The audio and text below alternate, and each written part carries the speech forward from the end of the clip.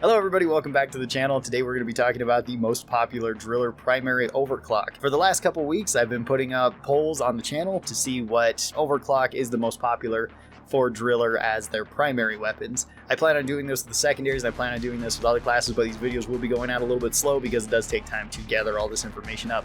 This was voted by you guys, and our very first poll, I had 3 options. This was for the Flamethrower because YouTube doesn't allow me to put up more than 5 options, otherwise I would just put up all 6 options every time, or 7 options with certain weapons. But for everything else, it's going to be split into 2 to 3 polls.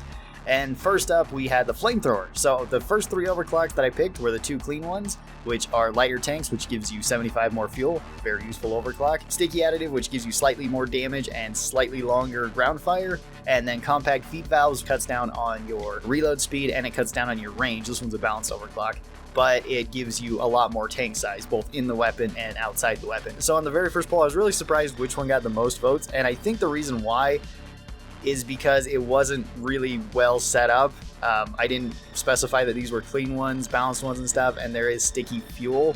And I think that's why people pick sticky additive, because sticky additive won this poll by 66%, or it had the most votes at 66%. Compact feet valves came in second with 22%, and then lighter tanks at 12%.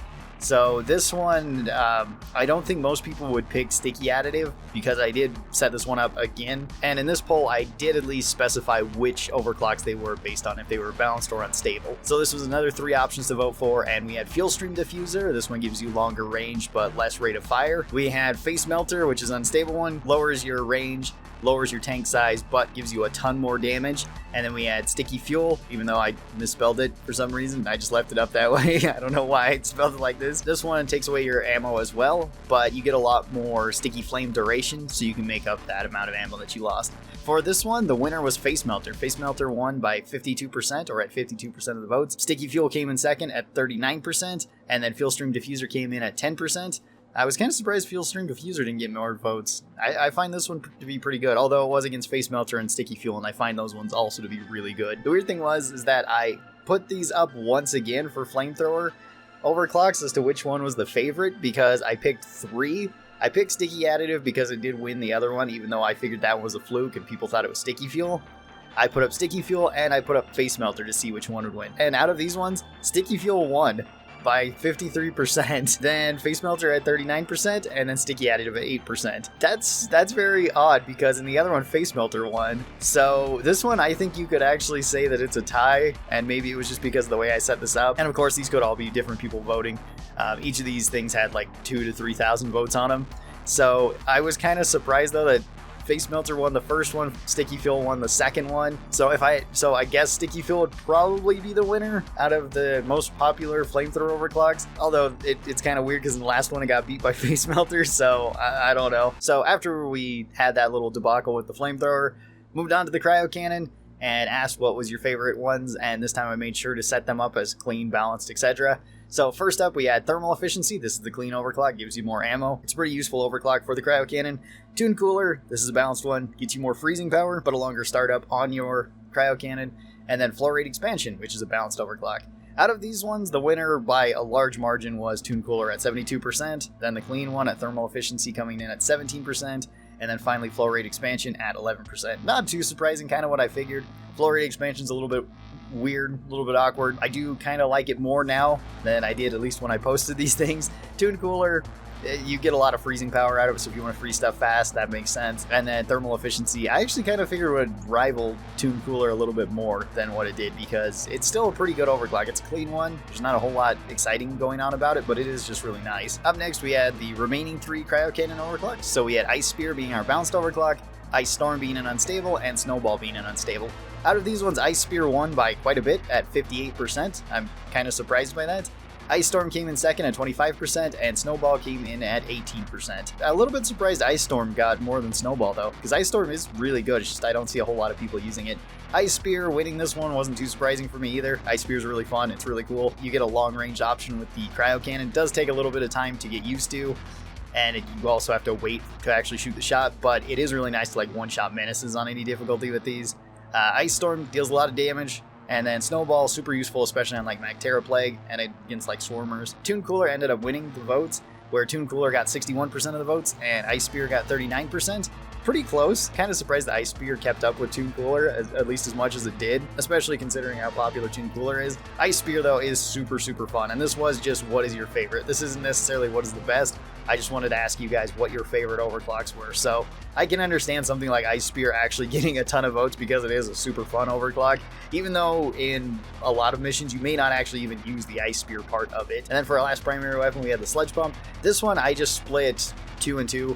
I just did cleans versus cleans, balance versus balance, and then unstable versus unstable, and then the winners of all of those moving on to the final round. Anyway, the very first ones we had were the 2 clean overclocks, hydrogen ion additive, and AG mixture. Now, this one, again, what is your favorite? A lot of people picked AG mixture, or at least compared to hydrogen ion additive, which I would consider a better overclock. Hydrogen ion additive still won this by 81%, where AG mixture got 19%. That's not too surprising. AG mixture, although it is super fun, is not as good as hydrogen ion additive. Hydrogen ion is quite a bit better. AG mixture gets you more velocity on your projectiles, as well as it's less affected by gravity, for anybody wondering. So, moving on to our balanced overclocks, we had volatile impact mixture and disperser compound. This one I figured would be really difficult to pick between because these are 2 really good overclocks.